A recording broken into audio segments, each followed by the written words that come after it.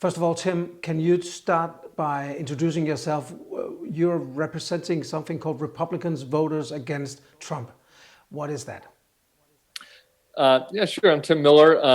Our group, Republican Voters Against Trump, we just started last month. And the purpose of the group is to elevate the voices of Republicans all around the country who have had enough of this president. Some of them voted for him in 2016. Some of them didn't. But, all of them are disgusted and frustrated and angry about his presidency. And, a lot of times in the media, you hear that, all Republicans are for Trump. And so we want to disabuse people of that notion and also try to help, gain courage and strength for others who might be thinking it, but, think that they're alone. People whose Facebook groups and friends and communities are all Republican, letting them hear from people like them who have doubts or more than doubts about this president. Basically, can you just try and explain what is wrong with Trump being the Republican president? I mean, there's the old term saying Democrats fall in love and Republicans fall in line.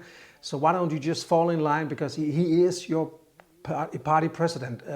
Is he not representative of what you think of Republican values? So I was communications director for Jeb Bush in 2016. So I saw a, very different vision for what the party could look like. Jeb's announcement speech was about 40% minority in the crowd. He has a mixed race family. He spoke Spanish during his announcement speech.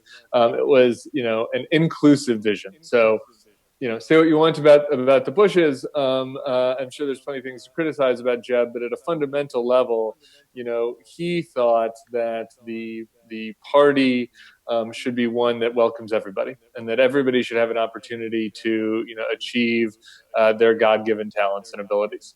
Donald Trump doesn't believe that. Donald Trump ran under the premise that, the Republican voters should be mad. That the Democrats and Hollywood and the media don't respect them, and that they should take their anger out on them. And that is what motivated his candidacy. Obviously, he won the argument, but there are a big percentage of Republicans who don't think that. They have an optimistic vision for the country. They don't hate immigrants. They don't want to start a race war with minorities who are protesting for their rights throughout the country. And so, I think at a fundamental level, it's a different vision of what kind of party we want to be, even though there might be some overlap on policy positions, some areas where we disagree, trade, immigration, issues like that. It's more about, what the party and the country should stand for. But he does do things that are Republican, like the tax reform. Has a very big Republican stamp on it. And he does have a backing of a lot of senior Republicans. They seem to be very quiet whenever there's a controversy, and they sort of turtle up and go away. Mitch McConnell being the most prominent of them all. He does deliver Republican results. Isn't that good enough? I mean, the country should be happy that he is trying to promise those goals. He delivers those promises that he gave when he was doing his rallies and his campaign. I guess it's a question of priorities, right? I mean, if your top priority is, a corporate tax cut and having some conservative judges, then maybe you look the other way when it comes to Donald Trump ruining our alliances with places like Denmark, Donald Trump cozying up to Putin and MBS and Kim Jong-un and trashing Angela Merkel. Maybe if a tax cut is more important to you than making sure that everybody, no matter their race or religion, feels welcome in the country, then you're happy with those results. I think the Republican voters against Trump have decided their priorities are different. They haven't changed their view on tax cuts. They like the tax cut. They haven't changed their view on judges. They like Judge Gorsuch, but they've decided that was not worth it. Republicans in Washington have made a different calculation. They've decided that being in the mix, having influence with Donald Trump, getting the tax cuts and the judges passed are more important to them than all of the things that Donald Trump is undermining, even though in private, many of them, not all of them, in private, many of them acknowledge the very obvious failings of this president, but they don't want to admit it in public because they don't want to lose their influence with him, and they don't want to lose their popularity with the segment of the electorate that does really passionately support him. But Tim, to be honest, if you look at your options here, you can rally support, you can build up a super PAC and stuff like that. But who are you going to support? There's not like opposition. Are you going to throw your support to Joe Biden? Are you going to find a third candidate? Are you going to go for, let's say, Justin Amash from Michigan, or maybe Joe Walsh? What are your options? Because there's only two presidential candidates in basically. Yeah, sure. Amash thought about running, and on a personal level, on an ideological level, I'm pretty aligned with Justin Amash.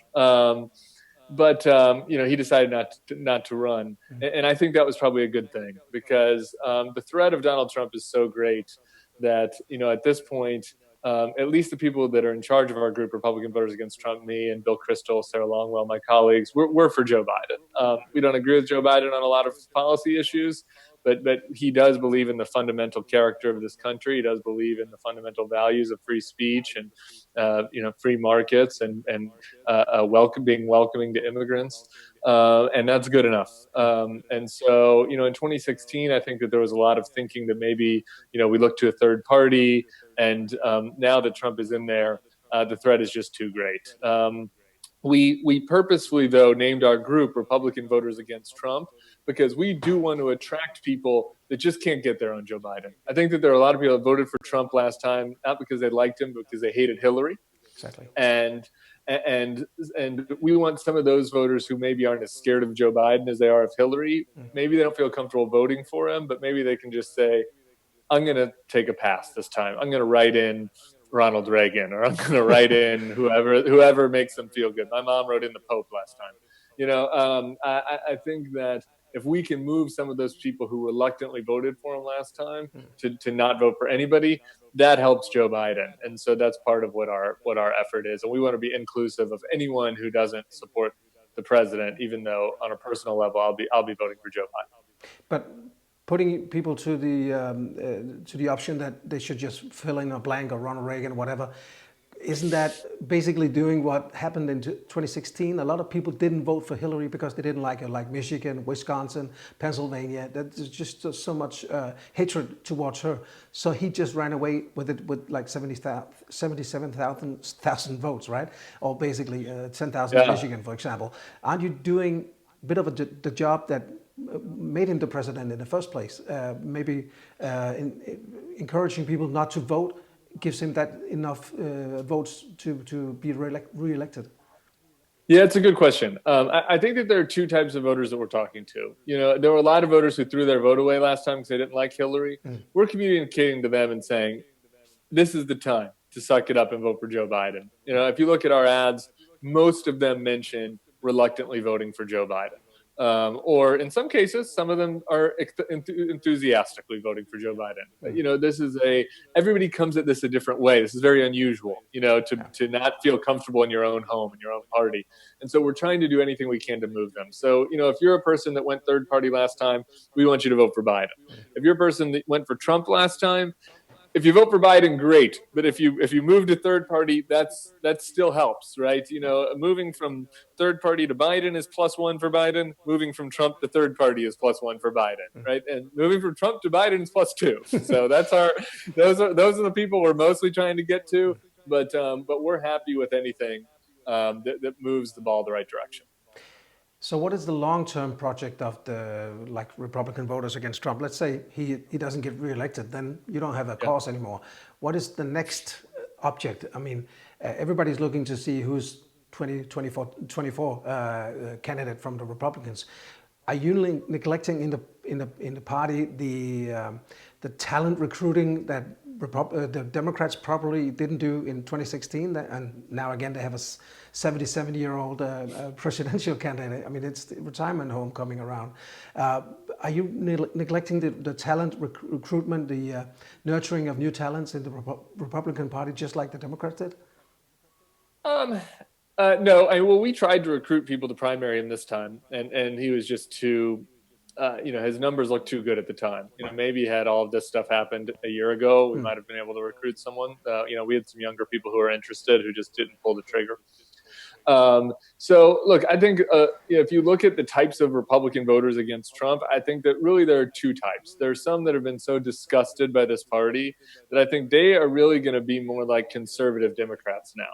They're going to be people that are advocating against the Bernie Sanderses and the rise of the left in the Democratic Party.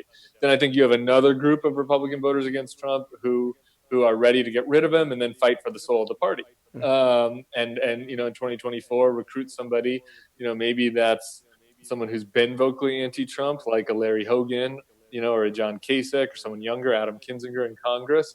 Or maybe for some of them, they can even suck it up and say, I can take Nikki Haley. She went in with Trump and she said some stuff I don't like, but she did challenge him, and she isn't quite as shares all of Trump's just horrific personal qualities, and she, shares a more traditional Republican view of international affairs. So I honestly think we'll splinter a bit, and I think it will depend on how close the election is, and what kind of candidates emerge in 2024 as to whether people see themselves more as being conservative Democrats now or fighting against Trumpism in the future. I think there'll be some of both. Some of the what do you call them? The indications from the White House has been that if he gets a small loss in November, he might not acknowledge the result and step aside. How are you going to react? How do you think the American public and maybe even the voters for Trump is going to react to that? Yeah, we're taking that pretty seriously. On a personal level, for all of his horrible qualities, one quality he has not demonstrated is competence. He has not really demonstrated he has a lot of very autocratic tendencies, but he hasn't been able to follow through on most of them, except for where he has, on immigration, where he's got some really strong people that share his views. But in some of these other areas, like in foreign policy, the way he talks is terrible, but the follow-up from his staff has not always followed up his talk. I find it hard to believe that he would be able to, put together some sort of coup and stay in the office if he loses. I think that it's important to be vigilant about that. And, we've got lawyers and things that are working on prepping for that. I think a more realistic thing, honestly, is if he loses a close election, is that he runs again. In the American system, that is possible. You can not run more than 2 consecutive terms, but it's happened once before where a president won and lost and ran again a long time ago, Garfield, or Cleveland, excuse me. I think that seems much more likely to me, and much more concerning about the future of the Republican Party, really, than the idea that he would not leave. I think he might just tweet a lot of tweets about how he's not going to leave, and then when push comes to shove, he'll leave. If you look into the Republican Party now, is it just as divided as the Democrats has been previously? I mean, just post Obama and so on. Is it a house divided? Is it a house that has to be rebuilt after Trump? I think that it's going to. I think people are going to be surprised by how divided it is. Right now, Trump is sort of hiding the divisions. Those of us who oppose him, we're kind of a splinter group. That's a clear minority. I think that once Trump leaves, there's going to be a wing that wants to continue Trumpism, a wing that wants to go back to the old days, a wing that wants to fuse those two things. And I think that the party is going to find itself very at odds with each other in a way that's a little bit under the surface right now, because everybody's just going along to get along with Trump. So I also think that there's going to be a divide. I mean, there's an obvious divide coming on the left between the Bernie Sanders wing and the Biden wing. And so I think in my lifetime, this moment, I think, is where the two-party system is the most fragile it's been. You don't win any bets in America predicting on a third party. We haven't had a good one, or one that in over 100 years. Exactly. But the two-party system is about as fragile as it's been in really, modern times, post World War II times in our country. So it could be the two-party system could be breaking apart right now. Do you think that?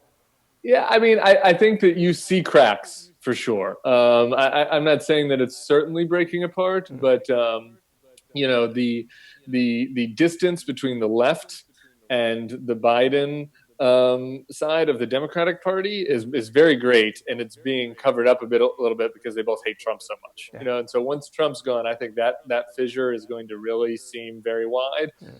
The fissure between the Trump side and the Republicans who are just kind of pretending that they like Trump, but want things to go back to the old days.